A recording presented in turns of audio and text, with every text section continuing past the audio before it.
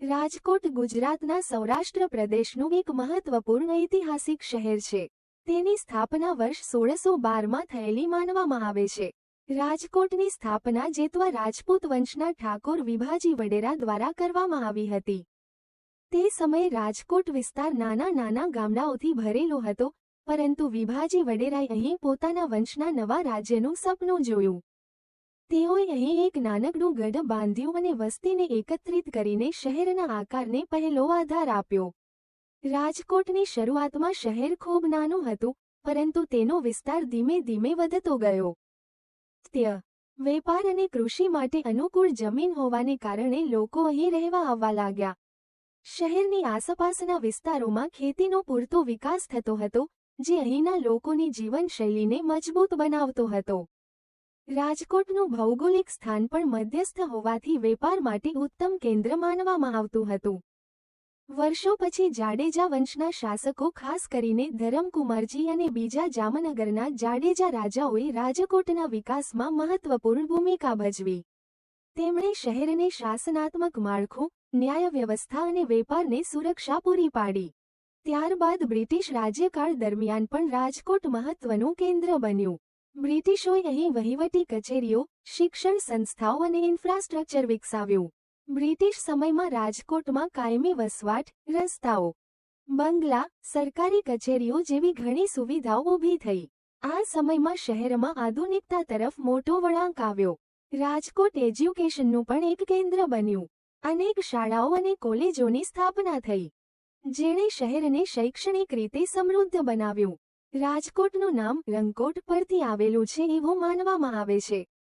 રાજનો અર્થ રાજાઓ દ્વારા શાસિત પ્રદેશ અને કોટનો અર્થ કિલ્લો અથવા ગઢ. એટલે કે રાજાઓ દ્વારા બનાવેલો ગઢવાળો પ્રદેશ રાજકોટ. સમયાંતરે શહેરને વિવિધ વંશો અને શાસકોનું આશ્રય મળતું રહ્યું, જેના કારણે અહીં સંસ્કૃતિ, પરંપરા અને જીવનશૈલીમાં વૈવિધ્ય જોવા મળે છે. સ્વતંત્રતા પછી રાજકોટની વહીવટી રચનામાં મોટા ફેરફારો આવ્યા. સૌરાષ્ટ્ર રાજ્યની રચના દરમિયાન રાજકોટને રાજધાનીનો દરજ્જો મળ્યો હતો. ત્યારબાદ ગુજરાત રાજ્યના નિર્માણ પછી રાજકોટને મહાનગરપાલિકાનું રૂપ આપવામાં આવ્યું. આજે રાજકોટ પશ્ચિમ ભારતના સૌથી ઝડપથી વિકસતા શહેરોમાંનું એક છે. ઉદ્યોગો, શિક્ષણ, વેપાર અને સાંસ્કૃતિક કાર્યક્રમોથી ભરપૂર રાજકોટ ગુજરાતની અર્થવ્યવસ્થામાં મહત્વનું યોગદાન આપે છે.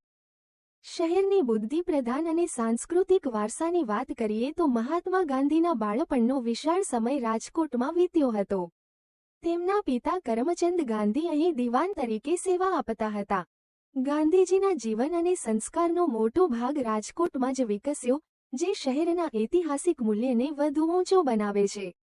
આજના સમયમાં રાજકોટ ન માત્ર ઐતિહાસિક રીતે પ્રખ્યાત છે, પણ આધુનિકતાના માર્ગે પણ આગળ વધી રહ્યું છે. અહીંના લોકપ્રિય સ્થળો જેમ કે રોટરી ડોલ્સ મ્યુઝિયમ, સ્વામિનારાયણ મંદિર, રેસકોર્સ ગ્રાઉન્ડ, આમરાપાળી મ્યુઝિયમ, રામવન, પ્રદીપભાઈની વાડી, અજી ડેમ વગેરે શહેરની ઓળખ છે.